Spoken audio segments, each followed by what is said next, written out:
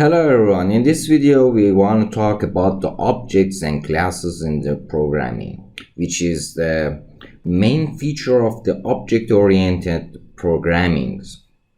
The object-oriented programming is not dependent on the language of the programming. We in this course talking about the VBA, which is the VB language for programming in the Microsoft Office. But in all other languages like C++, C#, or others, Python for example, we use the object-oriented programming. And so in the VBA also we need to know what is the object and what are the classes. So let's start to defining the objects and the classes. So this is Napoleon Bonaparte, famous emperor of the France. And this is his horse named Marengo. Marengo is the famous horse of the Napoleon Bonaparte. Marengo is a horse, and his name is Marengo, as I said. And the horse is the object in the real world, just like the humans, just like the other things, just like the tree, just like the everything in the world we call the object. So horse is an object, human is an object, and this object has three features. The first thing is the ID, which I can differentiate between the other horse from the Marengo. So Marengo has a name, has an ID, that if I say the Marengo horse, I can recall that the horse of the Napoleon Bonaparte. So this is his ID, and the Marengo have some behaviors, and it means that they can walk, they can run, they can carry the person on their back, and also they have some properties. So Marengo can do some walks, for example, can run, and other things that he can do. And it has some properties. For example, this horse has 4 legs. This is a war horse that have some special body, which can make him different from the other horses, and so many things. So each object has some ID that enable us to differentiate it between the other object in the same class, which we call this a class, and has some behaviors, can do some functions, can do some things, and have some properties. It has 4 legs, has for example color, it has eyes, and some other things. Just like the real world, that we have a class of horse, and in the class of horse we have some war horses, and in the war horses we have an objects, which for example we can differentiate it between the Marengo, which has a name, is an object. So each object has ID, and classes do not have IDs, and we can create objects based on these classes.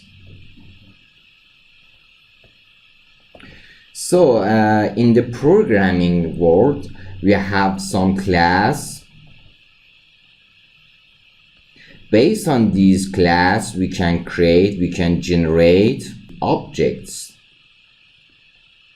which each object should have an ID that enable us to make difference between the other objects and have some behaviors We can call that methods as well, or some other things. This is for example actions, methods, behaviors, or some actions that objects can do for us. And also they have some properties. For example, colors. Some objects has colors, some objects has, for example, size, some objects has value, for example. So in the programming world, we can see the thing just like the real world as a class and the objects. For example, in the real world, as I say that, we have some class named horse, and in this class we can create some specific horse, just like objects, which Marengo is an instance, is an object of the horse. And when I call Marengo, I mean just a specific object from the class horses. So in the programming, when we call class, we can have some codes that can generate the object based on these classes. And what is exactly the class is a bunch of the codes. And when I call this class in my programming, these codes will be run and generate an object. So by using these codes, by writing these codes as a class, we can generate objects, and these objects should have ID, should have methods, and should have some properties. So in the class, we define, by using the codes, we define these class methods. All horses can run, all horses can walk, all horses can eat, and so on. And also we define what properties these class should have. For example, all object of this class has 4 legs, have some color, have some have eyes, have some eye color, and so on. And when we call this class, when we want to generate an object, we have to define what ID should this specific object should have. For example, we need to give the ID to the class. We need to tell what kind of properties, for example, this object should have. We define that, for example, this specific object should have, for example, green eye or blue eye, or should have the white skin or black skin, and so on. So we can define that when we call this class, we can define I need an object with this ID, with these properties. We give this to the class, and then class will generate this object for us.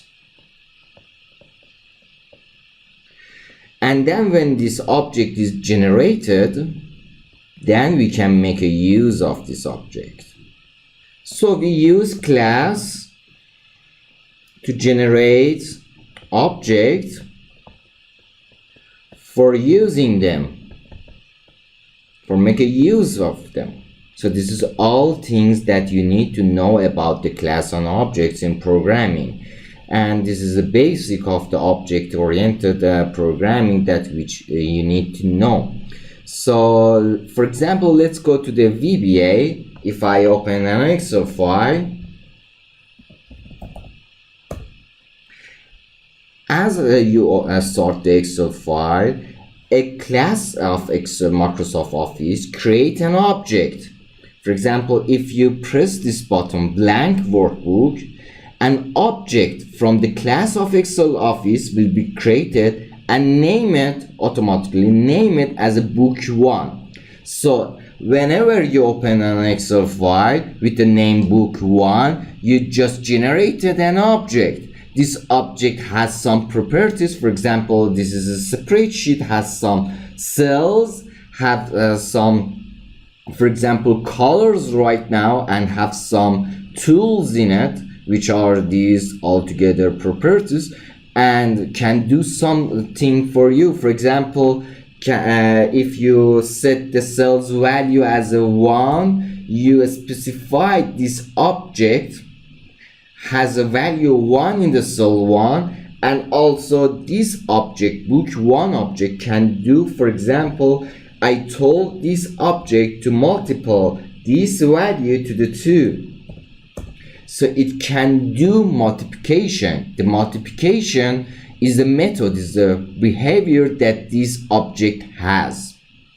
And these are this, for example, view. You can see these cells, these rows, these columns. These are all the properties of this object. And as well as I told you, when we have a class horse, we have a class war horse, which is a subset of the horses, and this is another class that can generate another objects. For example, the Marengo is a war horse. So in the object-oriented view in the programming, a worksheet, sheet 1, is an object, is a subset of the book 1 objects. So as you can see, we have, for example, if I go here, we have an Excel file. An Excel file is an object, is a class that generates an Excel file named book 1. And also in the Excel file, we have another class that names worksheets, which generate a sheet 1, and also a workbook, a book 1, can do generating another worksheet object by just pressing this little button here. So when I do that, I telling the book 1 to generate another object of the worksheet named as a sheet 2, and so on. So in the Excel file, we have a class that can generate a workbook, name that workbook as a book 1, and then we have another class that can generate sheets, which is the worksheet, and we have an object sheet 1 and sheet 2 and so on. And also we have cells. Each cell is an object, which is named as A1, for example, A2, and so on, B1, B2, and so on. So each cell in the worksheet is another object, which is the subset of the worksheets. So when you want to program, for example, if you go to the Visual Basic, and when you want to start programming, you can program also in each object as well. You can see you have a VB project, which is the book 1, is an object. And also in the Microsoft Excel objects, you can see sheet 1, sheet 2, and this workbook. You can see this workbook is an object, and these are the subset of this workbook object named as a sheet 1 as well. So as you can see in the worksheet properties, you have a name, and this worksheet, this specific worksheet ID, is the name of the ID of this object is the name of this worksheet. So it's named sheet 2, and now you can refer to this object by calling the name of the worksheet. For example, if you want to call a sheet 1 in this workbook, you need to call this worksheet. How we can do that? We can do that by dots. You have multiple ways for calling an object. For example, active workbook will call the workbook that are currently is active, you can use this workbook, which is referred to just book 1, or you can name the book in another way. So in the active workbook, I want to call another object, which is the sheet 1. I need to write the sheets, and in the sheets I need to say which sheets, which worksheet I wanted to call, and I need to enter the name of the sheet, which is the sheet 1. I need to name it in the text, and then in the cells in another object I need to call the ID of these cells, for example 1 1, and now I want to set a value of this object to the 2. So in this piece of code, we say that in the active workbook, in the sheets, name as a sheet 1, and in the cells, name as a 1 1, row 1, column 1, set the value of this cell to the 2. So right now, currently, I have value 1 in my sheet 1, in the cells 1 1. So if I run this piece of code by using this button, then the value of 1 1 become 2, and the formula of the Excel will be changed to the 4. This is how we can refer to the objects of the Microsoft Excel in the VBA. In the next video, I want to talk about what is the sub and what is the function in the VBA.